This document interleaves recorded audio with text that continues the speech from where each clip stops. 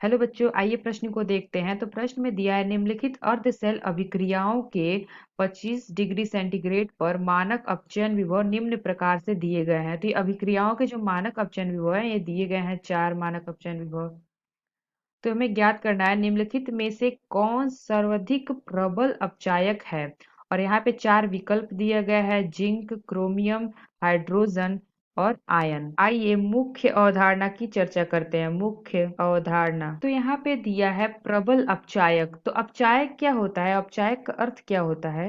अपचायक, तो हमारे अपचायक क्या होते हैं, जो दूसरों का अपचयन करते हैं, दूसरों का अपचयन, और खुद का क्या करते हैं, ऑक्सीकरण करते हैं। ऑक्सीकरण, उसे क्या कहते हैं, हम अपचायक कहते हैं। तो यहाँ पे हमें प्रश्न में क्या पूछा है कि प्रबल अपचायक ज्ञात करना है। इन चारों अभिक्रियाओं के मानक अपचयन विभव यहाँ पे दिए रखे हैं। तो यहाँ पे जब हम ऊपर से नीचे की ओर आ रहे हैं तो जो हमारा मान है वो बढ़ रहा है। तो हम जानते हैं कि जब अपचयन विभव का मान बढ़ता है तो उसकी अपचायक क्षमता कम होती है। क्यों कम होगी, क्योंकि जो हमारा अपचायक का मतलब है कि दूसरों का ये अपचयन करता है और खुद का क्या करता है, ऑक्सीकरण करता है। तो इसके लिए जब खुद का ऑक्सीकरण कर रहा है तो इसके लिए क्या होना चाहिए, मानक अपचयन विभव का मान कम होना चाहिए इसमें, तो उसकी अपचायक क्षमता अधिक होगी। तो हम कह सकते हैं कि जिसका मानक अपचयन विभव का मान बढ़ेगा उसकी अपचायक क्षमता कम होगी। तो प्रबल अपचायक हमारा इन चारों में से कौन सा होगा, जो अधिक ऋणात्मक होगा।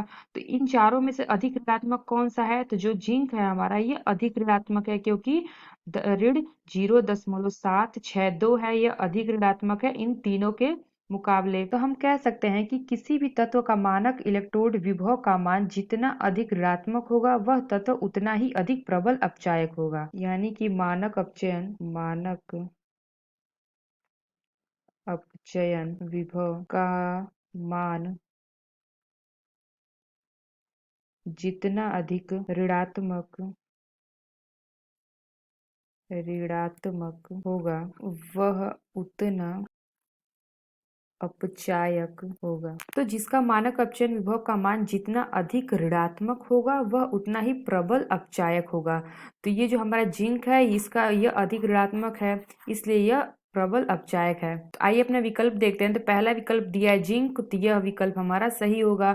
जो यहाँ दूसरा विकल्प दिया है Cr यानी कि क्रोमियम, तो यह अधिक ऋणात्मक नहीं है जिंक से, इसलिए यह विकल्प गलत होगा। तीसरा विकल्प दिया हाइड्रोजन, तो ये भी नहीं होगा। चौथा विकल्प दिया Fe2+, तो ये भी नहीं होगा।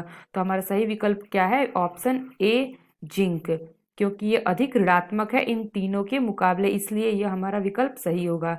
आशा करते हैं आपको समझ में आया होगा। धन्यवाद।